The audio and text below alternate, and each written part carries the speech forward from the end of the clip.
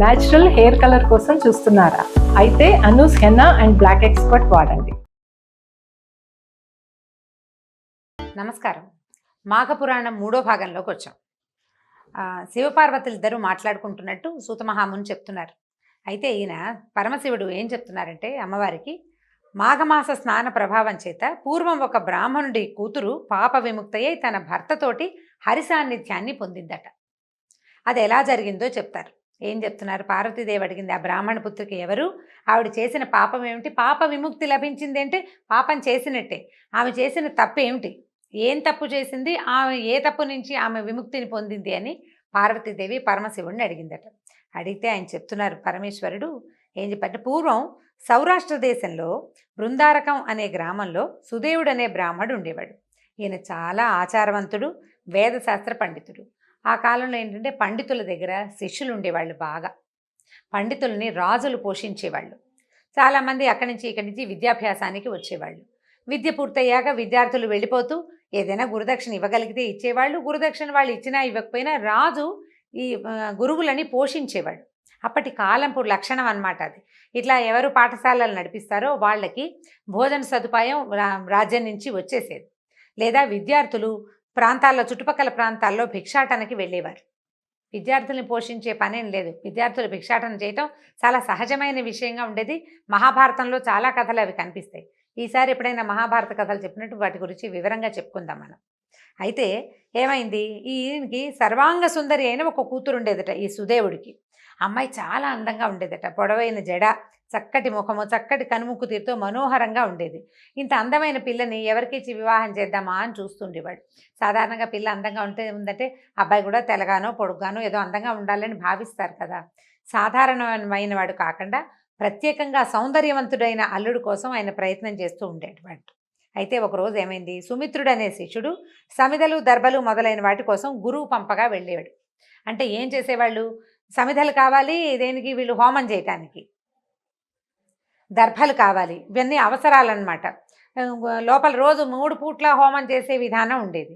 వాటి కోసం బోళ్ళని కట్టెలు కర్రలు కావాలి. సాయంకాలం అయ్యేసరికల్లా దీపాలు ఉండేవి కాదు. అది ఆ నెగ్గడు వెలిగించుకోవటం కోసం, దానికోసం కట్టెలు కావాలి. వీటన్నిటికీ పనంతా ఎవరు చేసేవాళ్ళు, హోమంలోకి దర్భలు, హోమ అవసరాలకి దర్భలు, పూజా విధానంలోకి దర్భలు, కూర్చోవటానికి అంటే ఆసనాల కోసం దర్భలు, మునులు ఋషులు వాళ్ళంతా కట్టుకోవటానికి నారబట్టలకి నార తీసుకురావటం, ఆ నారని సన్న దారాలుగా పేనటం, వాటితో వస్త్రాలు చేయటం, అవన్నీ కూడా విద్యార్థులే చేసేవాళ్ళు. ఆ పనులన్నీ విద్యార్థులవే, స్టూడెంట్స్దే ఆ పని. అయితే ఈ కుర్రాడు ఒకడు సుమిత్రుడు అనేవాడు సమిధలు దర్భలు తెమ్మని గురువుగారు పంపిస్తే వెళ్ళాడు. వెళ్ళేసరికల్లా ఒక చిన్న బాల్ పట్టుకుని ఎగరేసి ఆడుకుంటోందట. ఎవరు, గురుపుత్రిక ఉంది కదా అమ్మాయి, అందంగా ఉంటుందని చెప్పుకున్నాము, ఆ అమ్మాయి కూడా అతనితో పాటు వెనకాల వెళ్ళింది. వెళ్ళేసరికల్లా ఏమైంది, సుమిత్రుడు చాలా దూరం నడిచి నడిచి నడిచి ఎక్కడికో వెళ్ళాడు. ఆ అరణ్యంలో ఒక జలాశయాన్ని చూశాడు. ఆ చెరువు గట్టున ఎత్తైన చెట్లున్నాయి, నీరు మనోహరంగా నిర్మలంగా ఉందిట.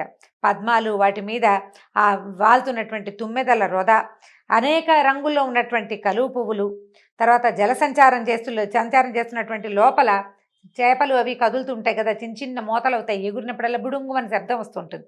వాటితోటి సరస్సు మనోహరంగా ఉందట, ప్రశాంతంగా మనోహరంగా ఉంది. కోకిలలు గుంపులు కట్టి మధురధ్వనులు చేస్తున్నాయి. చిలుకలు గోరువంకలు నేర్చుకున్న మాటలు నీకు పలుకుతున్నాయి, ఏవో చిన్నపన్న మాటలు. ఎత్తైన చెట్లతోటి కప్పబడిన ఆ ప్రదేశము ఒక ఏకాంత మందిరంలాగా ఉంది. అక్కడికి ఎవరు వెళ్ళారు, సుమిత్రుడు అనే కుర్రవాడు, అతనితో పాటు గురుపుత్రిక అయిన సౌందర్యవతైన అమ్మాయి కూడా వెళ్ళింది. ఈ గురుపుత్రిక ఏం చేసింది, ఆ చెరువులో ఉన్న నీళ్లు తాగి ఆ వృక్షాలకున్న పళ్ళేవో 2 కోసుకుని తిన్నది. తిని అక్కడ కూర్చున్న తర్వాత ఏమనిపించింది అమ్మాయికి, ఇక్కడ ఎవ్వరు లేరు, మనం ఇద్దరమే ఉన్నామని ఆ సుమిత్రుడిని అడిగింది. నేనంటే నీకు ఇష్టమైన అడిగేసరికల్లా, మనుష్య సంచారం లేదు, ఇక్కడ ఏకాంతంగా ఉంది, మన ఇద్దరం ఇక్కడ ఏం చేసినా ఎవరికీ తెలియదని అడిగిందట. అడిగేసరికల్లా, నువ్వు నాకు నచ్చావు, నేను కూడా నీకు నచ్చితే మన ఇద్దరం ఇక్కడ హాయిగా ఎంజాయ్ చేద్దామని అడుగుతోందనమాట అమ్మాయి. అంటే ఇప్పుడు ఏకాంతంగా ఎక్కడికైనా వెళ్తే ఇలాంటి ఆలోచనలు వచ్చే అవకాశం ఉంది. ఏ కాలమైనా ఈ పోయే కాలం వస్తూనే ఉంటుంది. అయితే ఏమైంది, ఇక బలవంత పెట్టడం మొదలుపెట్టింది ఆ అబ్బాయిని. ఆ అబ్బాయి కాస్త ముందు వెనకబడ్డాడు. అయ్యో నువ్వు ఇట్లా అనకూడదమ్మా, నువ్వు గురుపుత్రికవి, నీ ఆలోచనే తప్పు, ఇలా ఏకాంతంలో ఈ రకంగా ప్రవర్తించకూడదు, పైగా నువ్వు గురుపుత్రికవి, నీకు వివాహం కాలేదు, నువ్వు బాలికవి, నువ్వు పైగా గురుపుత్రిక సోదరి సమానం, నువ్వు నాకు చెల్లెలతోటి సమానం, ఇట్లా మన్మథ పారవశ్యంతో మాట్లాడుతున్నావు, ఏకాంతంగా ఉండేసరికి నీకు ఇలాంటి పిచ్చి ఆలోచనలు వస్తున్నాయి, నేను పొరపాటును కూడా నీతోటి ఇలాంటి పనులు చెయ్యను అని నన్ను వదిలిపెట్టేసేయమని బలవంతంగా అతను ఎంత చెప్పినా అమ్మాయి వినలేదట. ఇంటికి వెళ్ళిపోదాం, ఈ తప్పు చేస్తే చిరకాలం నరకవాసం చేయాల్సి వస్తుంది, ఇంటికి వెళ్ళిపోదాము, గురువుగారు మన కోసం ఎదురు చూస్తారు, ఆలస్యం అయితే నిన్ను దండిస్తారు, నిన్ను కూడా కేకలేయచ్చు, సమితలు దర్భలు ఎక్కడ ఉన్నవి ఏరుకున్నవి చాలు పుచ్చుకుని ఇంటికి వెళ్ళిపోదాని రమ్మన్నాడు. అనేసరికల్ గురుపుత్రికి ఒప్పుకోలేదట. ఇప్పుడు పుచ్చివాడ కన్యారత్నము, సువర్ణము, విద్యాదేవత, అమృతత్వము స్వయంగా చెంత చేరినప్పుడు వలదన్నవాడు మూర్ఖుడు. అవి స్వయంగా మన దగ్గరికి వస్తే వాటిని కాదనకూడదట. కాబట్టి మన ఇద్దరం హాయిగా ఇక్కడ ఉందామని ఎంత బలవంతమో పెట్టిందట. ఒకవేళ నువ్వు కాదంటున్నావు కదా, నువ్వే వెళ్ళిపో, నేను చచ్చినా ఇక్కడి నుంచి రాను, నన్ను ఇక్కడ వదిలిపెట్టేసి కనుక నువ్వు వెళ్ళావో మా నాన్న నిన్ను శపిస్తాడు, నువ్వు వెళ్ళిపోయిన తర్వాత నాకేమనిపిస్తుందో నేను చెరువులో దూకి ఆత్మహత్య చేసుకుంటాను, కాబట్టి నేను చచ్చిపోతాను నువ్వు కనుక వెళ్ళావంటే అని బలవంత పెట్టేసింది. అని చేసేసరికి ఇతను ఏమీ చేయలేక సరేనని ఒప్పుకున్నాడు. ఏం చేశారు, బోళ్ళంతసేపు ఆ చెరువులో జలకాలాడుతూ ఇద్దరు ఏకాంతంగా ఉండిపోయారు చాలా సమయం పాటు. చివరికి ఏం చేశాడు, బాగా చీకటి పడే వేళకి సమితలు దర్భలు వాటిని పట్టుకుని ఇద్దరు కలిసి వెళ్ళారు. వెళ్ళిన తర్వాత ఈ కూతురుని చూసి ఏమనుకున్నాడు ఆయన, గురువుగారు ఇన్ని సమితలు దర్భలు తెచ్చిన పిల్లాన్నేమో మెచ్చుకున్నాడు. అమ్మ ఏమిటమ్మా అలసిపోయావు, చక్కగా ఏదైనా పాలు పళ్ళు తిని పడుకోమ్మా, విశ్రాంతి తీసుకోమన్నాడు. విశ్రాంతి తీసుకోమని పంపించేస్తే ఈ అమ్మాయి కానీ అబ్బాయి కానీ ఇలాంటి విషయాన్ని ఎవ్వరికీ షేర్ చేయలేదు, ఎవరికీ చెప్పలేదన్నమాట. తండ్రి ఆ అమ్మాయిని ఏం చేశాడు, కొంతకాలం తర్వాత కాశ్మీర దేశం అయినటువంటి ఒక ఉత్తమ బ్రాహ్మణ యువకుడికి ఇచ్చి వివాహం చేశాడు. చేసేసరికి కొంతకాలానికి భర్త మరణించాడు, భర్త చనిపోయాడు. ఈ భర్తని కోల్పోయి అమ్మాయి నేల మీద పడి ఏడుస్తున్న కూతురుని చూసేసరికి సుదేవుడు చాలా దుఃఖపడ్డాడు.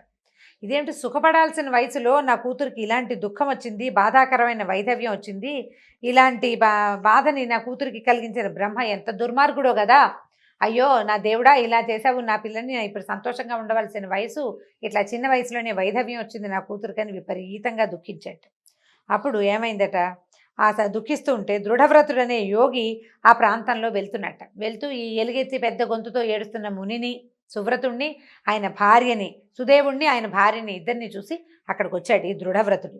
వచ్చి నాయన ఎందుకు ఏడుస్తున్నావు, ఏమిటి నీ దుఃఖం ఏమిటో చెప్పు, నీ దుఃఖాన్ని నేను పోగొడతాను, ఎందుకు దుఃఖిస్తున్నావో చెప్పమన్నాడు.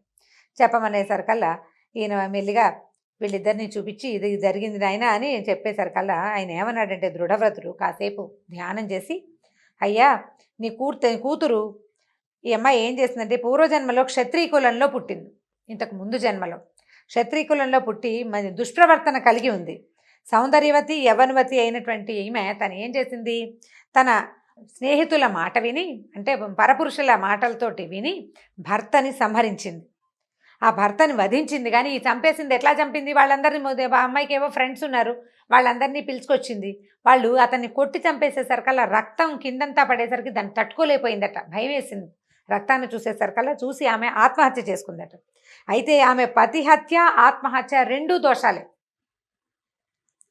భర్తను చంపేసింది, చంపిన తర్వాత తను ఏదో బతికుంటే కనీసం ఆ కష్టాన్ని పడి ఉంటే ఒక రకంగా ఉండేది. ఆత్మహత్య మహాపాతకం, ఆ పాతకాన్ని కూడా ఆమె చేసింది. అందువల్ల ఈమె జన్మ ఈ జన్మలో ఇలాంటి కష్టం వచ్చింది. అయితే ఇప్పుడు కింద జన్మలో అంత పాపం చేస్తే ఇలా మునికుమార్తెగా ఎందుకు పుట్టిందని నువ్వు అనుకుంటావేమో. ఈమె ఏం చేసింది, పవిత్రమైన వంశంలో ఎట్లా పుట్టింది, చెడ్డ వంశంలో పుట్టుండొచ్చు కదా అని నువ్వు అడుగుతావు. ఈమె ఏం చేసేదంటే పూర్వజన్మలో మాఘమాసంలో సరస్వతీ నదీ తీరంలో గౌరీ వ్రతాన్ని ఆచరించే వాళ్లతో కలిసి తను కూడా ఇసుకతో చేసిన గౌరీదేవిని పూజించి వ్రతాన్ని అక్కడ చేసుకుంది పూజ వాళ్ళతో పాటు. ఆ పుణ్యం వల్ల ఈమె పవిత్రమైన నీ వంశంలో జన్మించింది నాయన. ఈ జన్మలో కూడా ఆ అమ్మాయి ఆ స్వైరిణిగా తిరిగే తన తత్వాన్ని మార్చుకోలే, ఆ లక్షణం ఆమెతో పాటు వచ్చేసింది. నీకు తెలియకుండానే ఈమె కన్యగా ఉండగానే నీ శిష్యులతోటి దుర్మార్గంగా ప్రవర్తించింది. ఈమె మంచి సన్మార్గ ప్రవర్తన లేదు. నువ్వు వివాహం చేసే నాటికి ఈమె కన్య కాదు, ఆమె కన్యత్వాన్ని కోల్పోయింది. కాబట్టి ఆమె కర్మఫలాన్ని, ఆ దోషం వల్లే ఇలాంటి కర్మఫలాన్ని అనుభవించాల్సి వచ్చింది. కర్మఫలితం అనుభవించక తప్పదు కదా అన్నాడు. దాంతో ఆయన ఏడుస్తూ ఆయన చెవులు మూసుకున్నాడు. అయ్యో నా కూతురు ఇలాంటిదా నాకు అంటే ఇప్పుడు కిందటి జన్మలో ఉన్న వాటికి మనమేం బాధ్యత వహించలేం. మరి ఇప్పుడు చేసిన వాటికి బాధ్యత మనమే వహించాలి కదా. ఇప్పుడు మనకు తెలిసి చేసిన వాటికి ఇంత పని చేసింది నా కూతురని ఆ విషయం తెలిసేసరికి తండ్రికి ఎంత దుఃఖం కలుగుతుందండి. కూతురి దుశ్చరిత్ర తెలుసుకోవడం కంటే కష్టమైన సంగతి ఇంకోటి లేదు తండ్రికి. తన కూతురు బంగారు తల్లి అనుకుంటాడు ప్రతి తండ్రి. దాంతో ఆయన విపరీతంగా ఏడ్చేశాడు. అయ్యో కిందటి జన్మలో పతిహత్య ఆత్మహత్య చేసింది. ఈ జన్మలో ఏమో తనకి సోదరతుల్యుడైన నా శిష్యుడితోటి ఒక దుర్మార్గానికి తలపెట్టింది అని ఎంతో దుఃఖించాడు. అప్పుడు ఏం చేశాడు, దుఃఖం తీరిన తర్వాత ఆ యోగికి నమస్కరించి ఏమడిగంటే, తండ్రి నా కుమార్తె చేసిన పాపం ఎలా పోతుంది, ఆమె భర్త ఎలా బతికొస్తాడు, దయచేసి చెప్పమన్నాడు. అనేసరికల్లా అప్పుడు ఆ యోగి ఏమన్నాడు, విద్వాంసుడా, నీ కుమార్తె చేసిన పాపం పోవటానికి ఆమె మాంగళ్యం నిల్చున్నట్లుగా చేయటానికి ఒక ఉపాయం ఉంది. ఏం చేయమన్నారు, మాఘమాసంన ప్రాతస్నానం చేసి నదీ తీరమున కానీ సరస్తీరమున కానీ ఇసుకతో గౌరీదేవిని చేసి షోడశోపచారాలతో పూజించవలను. సువాసనులకు దక్షిణతోటి ఆ గౌరీదేవిని సమర్పించవలను. అంటే ఇసుకతో చేసిన గౌరిని సువాసనులకి సమర్పించాలట, పూజ చేసిన గౌరీదేవిని. ఈ విధంగా ప్రతిదినము చేయించు ఈ అమ్మాయితోటి. ఈమె భర్త తిరిగి జీవిస్తాడు, ఈమె పాపాలు నశిస్తాయి. మాఘశుద్ధ తదీనాడు 2 కొత్త చేటలు తెచ్చి వాటిలో చీర, రవికెలగుడ్డ, ఫలపుష్పాదులు, పసుపు కుంకుమ మున్నగున్నవి సువాసిని అలంకారాలని ఉంచి దక్షిణ తాంబూలాలతో వాయనాన్ని ఉంచి సువాసిని పూజ చేసి ముత్తైదువులకిచ్చి 7 మార్లు ప్రదక్షిణ నమస్కారాలు ఆచరింపు చేయము. ఆ సువాసినికి షడ్రశోపేత భోజనం పెట్టి గౌరవింపవలను.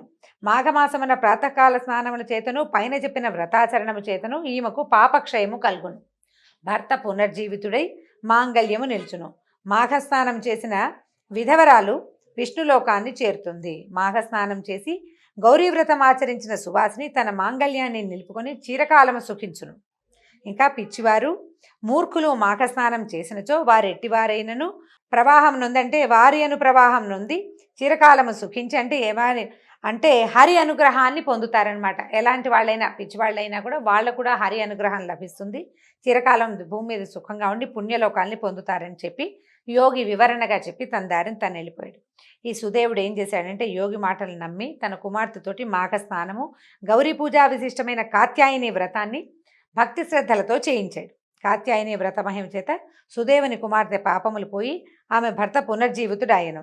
ఆమె చిరకాలము తన భర్తతో సుఖించి తన తల్లిదండ్రులతో భర్తతోనూ కలిసి దేహాంతమున వైకుంఠము చేరును. కావున మాఘమున ప్రాతకాల స్నానము నదిలో గాని సరస్సున గాని కాలువలో గాని చేసి తీరమున శ్రీహరిని గాని గౌరిని గాని అర్చించిన వారు ఈ సుదేవుని పుత్రిక వంటి వారైనను ఇహమున సర్వసుఖములను పొంది పరమున వైకుంఠవాసులగుదురు సుమా అని శివుడు పార్వతీదేవికి మాఘస్నాన విశేషమును మహత్యమును వివరించెను. ఈ రకంగా ఈ శివపార్వతులిద్దరి సంవాదంలో ఈ సుదేవుడనే ఋషి కుమార్తె ఎలా తన భర్తతో కలిసి విష్ణులోకాన్ని పొందిందో చెప్పబడింది. దీంతో 3వ అధ్యాయం పూర్తయిందండి. రేపు మళ్ళీ 4వ అధ్యాయంతో కలుసుకుందాం. నమస్కారం.